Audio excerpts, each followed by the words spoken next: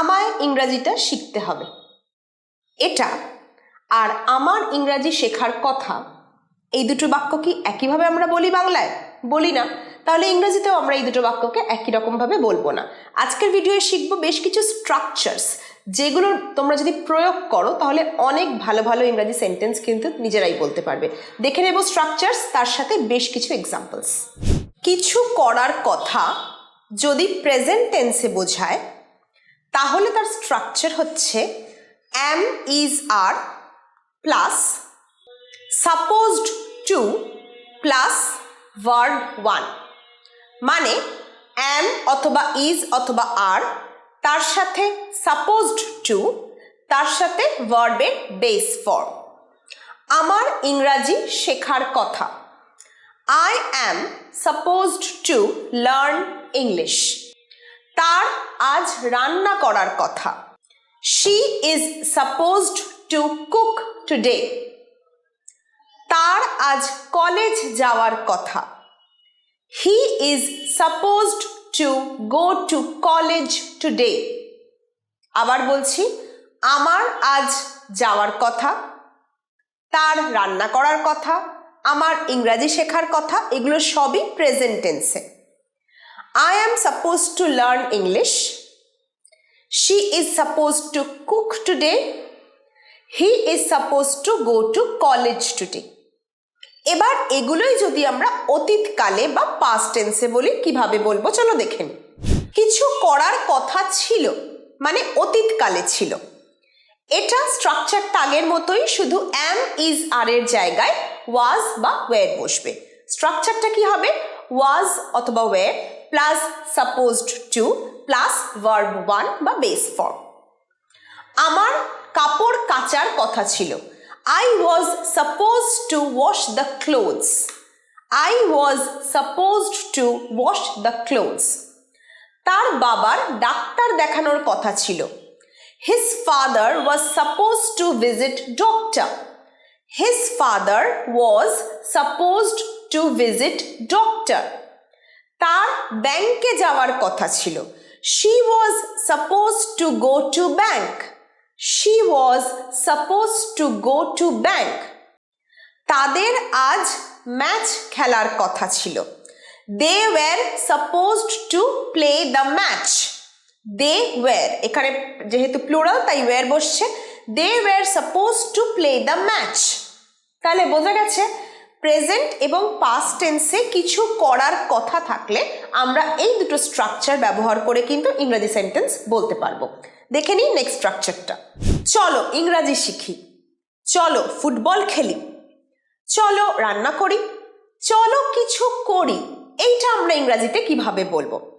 এটার ফর্ম হচ্ছে let's plus ভার্বের বেস ফর্ম বা ভার্ব 1। চলো ফুটবল খেলি, লেটস প্লে ফুটবল। লেটস এর অর্থ হচ্ছে লেট আস, এটা একসাথে let's, let us play football অথবা লেটস প্লে ফুটবল। চলো ইংরাজি শিখি, লেটস লার্ন ইংলিশ। চলো একসাথে রান্না করি, let's cook together, let's cook together. চলো কম্পিউটার শিখি, let's learn computer, let's learn computer.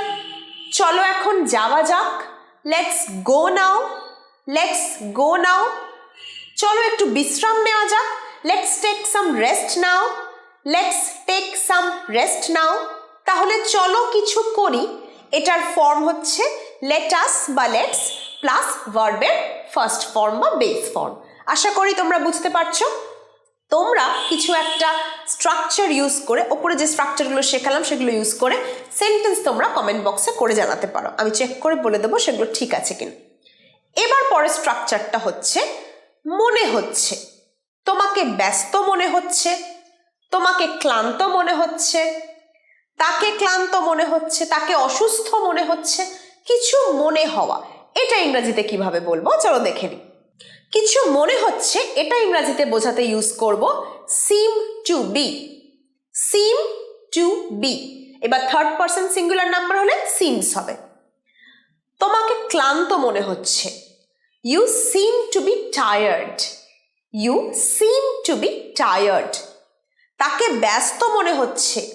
She seems to be busy. She seems to be busy. খাবারটা মশলাদার মনে হচ্ছে। The food seems to be spicy. The food seems to be spicy.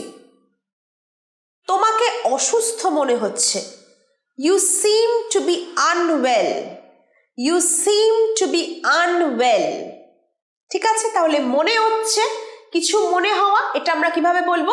seem অথবা seems plus to be। ঠিক আছে, এরপর চলে যাব পরের স্ট্রাকচারে। আজকের ভিডিওর পরের স্ট্রাকচার হচ্ছে এটা না সেটাও। মানে ধরো বলছি যে আমি শুধু শিক্ষিকাই নই, আমি একজন ইউটিউবারও। আমি শুধু রান্নাই করি না, আমি ঘরের কাজও করি। তাহলে আমি শুধু এটাও না ওটাও, সে শুধু এটাও না ওটাও, এইটার একটা ইংরেজিতে স্ট্রাকচার আছে, not only but also. Not only but also. ঠিক আছে, কিভাবে ইউজ করব দেখে নি, চলো কয়েকটা এক্সাম্পলস। আমি শুধু শিক্ষিকাই নই, সাথে একজন ইউটিউবারও। I am not only a teacher but also an YouTuber. I am not only a teacher but also a YouTuber. সে শুধু একজন ক্রিকেটার নয়, একজন গায়কও। He is not only a cricketer but also a singer. He is not only a cricketer but also a singer. আমি শুধু রান্নাই জানি না, সেলাইও জানি। I not only know cooking but also sewing. I not only know cooking but also sewing. এইবার তোমরা এই not only but also দিয়ে একটা সেন্টেন্স কমেন্ট বক্সে করে জানাও। সাথে জানাও এই স্ট্রাকচারগুলো শিখে তোমাদের একটু কি কনফিডেন্ট মনে হচ্ছে ইংরাজি বলার ক্ষেত্রে, যে না এইগুলো ইউজ করে ইংরাজিটা একটু বলতে পারবো। তাহলেও কিন্তু আমাকে সেটা কমেন্ট বক্সে করে জানাবে। বন্ধুদের সাথে শেয়ার করো, ভালো লাগলে লাইক করো, আর সাথে থাকো ইংলিশপিডিয়া বাংলা বাই এসআর এর।